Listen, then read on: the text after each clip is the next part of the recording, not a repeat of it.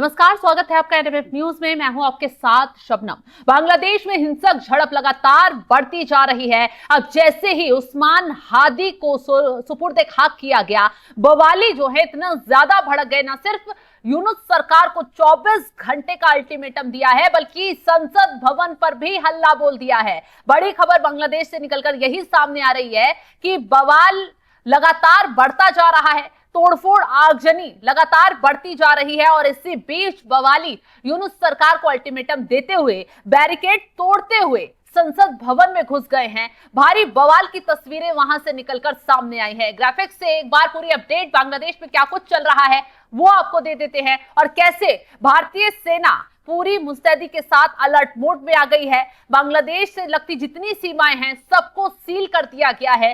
चप्पे चप्पे पर पैनी नजर रखी जा रही है और बांग्लादेश के हालातों पर भी नजर रखी जा रही है, क्योंकि उस्मान हादी की जो हत्या हुई उसके पीछे साजिशन यूनुस जो है, उनके जो साथी हैं और जो कट्टरपंथी हैं, उन्होंने ये अफवाह फैलानी शुरू कर दी है कि उसका हत्यारा भारत की तरफ भाग गया, या फिर ये कहते नजर आ रहे हैं कि भारत ने उस्मान हादी की हत्या करवाई है। हालांकि इन सब अफवाहों के पीछे खेल अलग है, क्योंकि यूनुस का जो मकसद है उसकी कहानी सुनेंगे तो चौंक जाएंगे। लेकिन ग्राफिक्स के जरिए आपको बांग्लादेश में क्या कुछ बवाल मचा है, क्या कुछ आधी रात हुआ है, वो अपडेट आपको बताते हैं।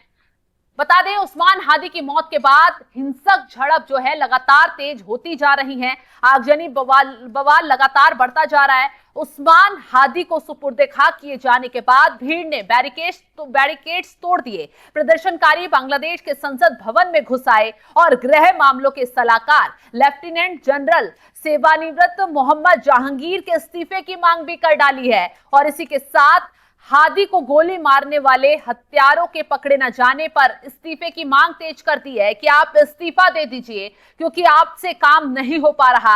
हादी के समर्थकों ने यूनुस सरकार को 24 घंटे का अल्टीमेटम भी जारी कर दिया है।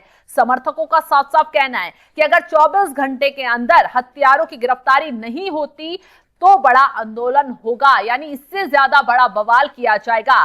पूर्व मंत्री मोहिबुल हसन चौधरी ने हादी को कट्टरपंथी बताया और आरोप लगाया कि यूनुस सरकार हिंसा भड़काकर चुनाव टालना चाहती है। विशेषज्ञों का तो सीधे सीधे ये मानना है कि बांग्लादेश में फरवरी 2026 के चुनाव से पहले नई अस्थिरता पैदा हो सकती है।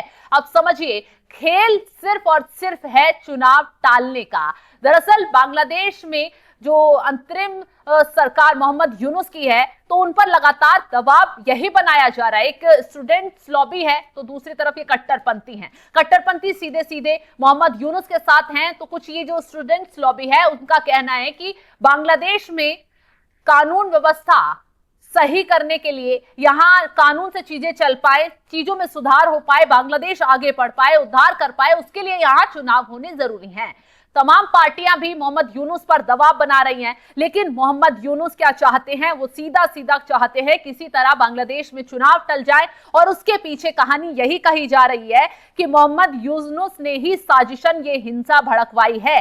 साजिशन ही मोहम्मद यूनुस की पार्टी के नेताओं ने या फिर और लोगों ने इन कट्टरपंथियों को भड़काया, और उनके जरिए ही किसी ने इस हादी को गोली मारी, हत्या करवाई गई। पता था कि उसकी हत्या होगी या उसे कोई भी नुकसान पहुंचेगा। बड़ा लीडर वो बताया जा रहा है अपनी गुट का, तो पूरे बांग्लादेश में बवाल छिड़ेगा। और हुआ भी कुछ ऐसा ही। जैसे ही उस्मान हादी की हत्या की खबर आती है, पूरे बांग्लादेश में बवाल खड़ा हो जाता है। ना सेना पूरी स्थिति को कंट्रोल कर पा रही है, ना पुलिस कुछ कर पा रही है, और सीधे सीधे संसद भवन की तरफ ये भीड़ घुस गई है, हल्ला बोल दिया है। ये तस्वीरें बांग्लादेश के संसद भवन की बताई जा रही हैं। सोशल मीडिया पर ये तस्वीरें तेजी से वायरल हो रही हैं। आप देख सकते हैं कि भीड़ कैसे संसद भवन में टूट पड़ी है। चारों तरफ बवाल नजर आ रहा है। कोई बैरिकेड्स तोड़कर अंदर घुस रहा है। हालांकि जो सैनिक हैं बांग्लादेश के, वो भी इन कट्टरपंथियों को रोक नहीं पा रहे हैं।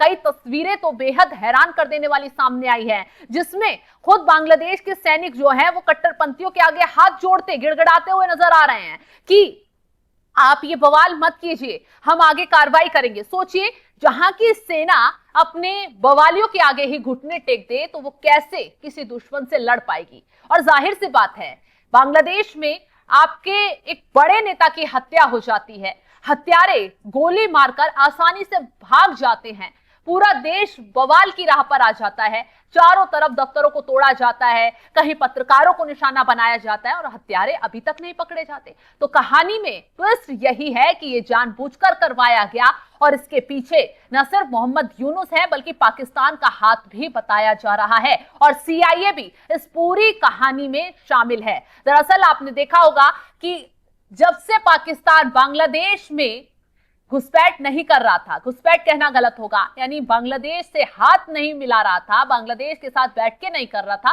तब तक बांग्लादेश में सब कुछ ठीक चल रहा था। लेकिन अचानक ही पाकिस्तान में जब भारत के जरिए ऑपरेशन सिंदूर चलाया जाता है तो पाकिस्तान भारत के खिलाफ कोई साजिश रच नहीं पाता, क्योंकि इधर से साफ चेतावनी जारी कर दी गई है। आंख दिखाने की कोशिश की तो इस बार आंख ही निकाल ली जाएगी। अभी तो सिर्फ आतंकियों को कुचला गया है, अभी तो सिर्फ आतंकी ठिकानों को तबाह किया गया है, लेकिन अगर आपने भारत पर कोई भी आतंकी हमला होता है या फिर भारत में कोई भी कोशिश की जाती है नापाक, तो उसके बाद युद्ध ऐसा छिड़ेगा, पाकिस्तान पूरा तबाह हो जाएगा। अब पाकिस्तान ने क्या किया कि सीधे तो भारत से टक्कर नहीं ले, पहुंच गया बांग्लादेश। मोहम्मद यूनुस के साथ उनके जनरलों की मुलाकात होती है, बैठकें होती हैं, मोहम्मद यूनुस को भड़काया उकसाया जाता है और मोहम्मद यूनुस तो वैसे ही कट्टरपंथी भी बताए जाते हैं, भारत के खिलाफ समय समय पर नफरती बयानबाजी भी करते नजर आते हैं। मोहम्मद यूनुस ने भी पाकिस्तानी जनरलों के साथ मिलकर एक नक्शा दिखा दिया, 7 सिस्टर्स जो भारत का हिस्सा है उसे अपना बताने बैठ गए। हालांकि भारत की तरफ से चेतावनी दी गई थी कि भारत पर आंख मत उठाने की कोशिश करना, वही हश्र होगा जो पाकिस्तान का हुआ।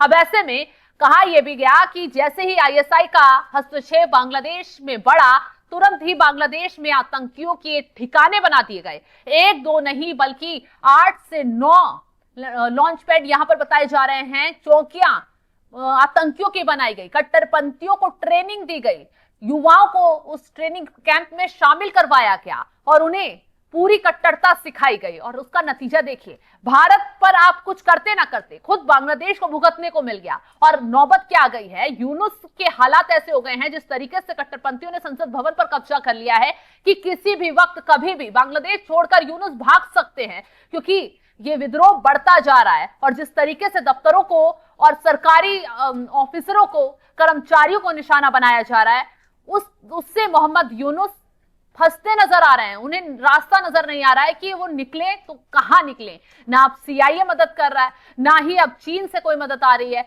ना ही डोनाल्ड ट्रंप मोहम्मद यूनुस की कोई मदद कर पा रहे हैं। और बांग्लादेश में बड़ी अस्थिरता इस चुनाव से पहले देखने को मिल सकती है और हो सकता है कि मोहम्मद यूनुस ही अब कुर्सी छोड़कर भागते नजर आए। फिलहाल इस खबर को लेकर आप क्या कुछ राय रखते हैं, कमेंट बॉक्स में जरूर बताइएगा। और तमाम बड़ी खबरों की अपडेट के लिए आप हमारी वेबसाइट www.newsnmf.com पर जाकर भी लॉग इन करें। नमस्कार।